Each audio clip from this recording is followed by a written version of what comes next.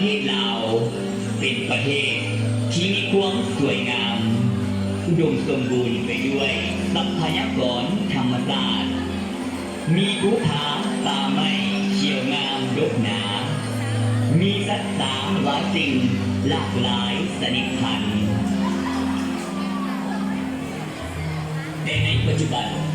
การตัดไม้ทำลายป่าแบบสะสายและการล่าสัตว์เพื่อเลี้ยงชีพของมวลมนุษย์ได้หนักมือหนักเพิ่มขึ้น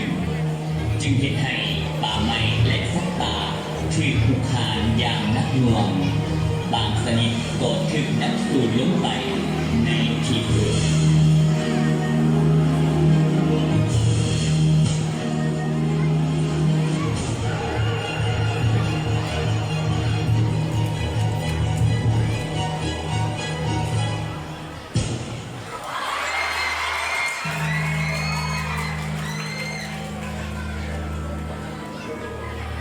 หยุดทำลายป่าไม้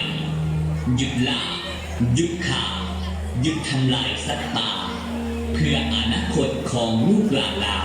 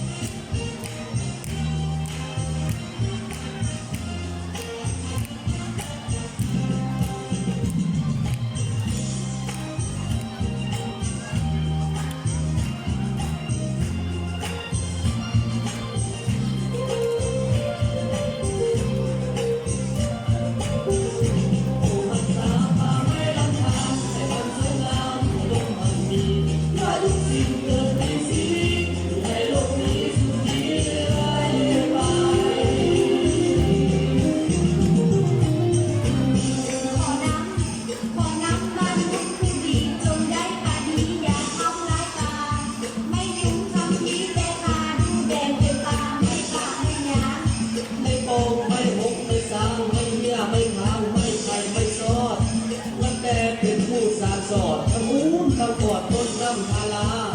เพื่อให้สิ่งมีชีวาที่เมืองโลกาได้เขียนในใจ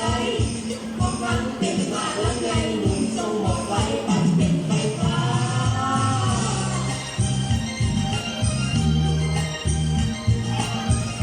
ผู้รักษาป่าไม้ลำธารแต่ดังเวลาผู้ลงมันดีเพื่อทุกสิ่งเกิดมีชีวิตในโลกนี้สุดที่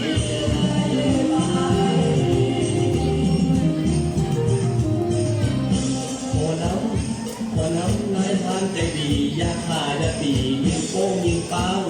หวังฟันดีเลยไม่บังคาเสกกรรมมูสร้างกระทิงเรามอบคุณค่าคุณอย่าทิ้งให้ทิ้งใจตากระจรขอน้ำเด็ดร้อนขอวิขอวอนอย่าซื้ออย่าขายขอน้ำพี่น้องทั้งหลายอย่าซื้อมักหลายซอยตีซอยหางเศษเนี้ยน้องดีต้องตาเขาซาหักทางมาให้บำรุงพี่แม่ในการอยู่ลงทำลายสัตว์ป่าสัตว์ดงให้กับมดลงเมื่อเรือลูกค้า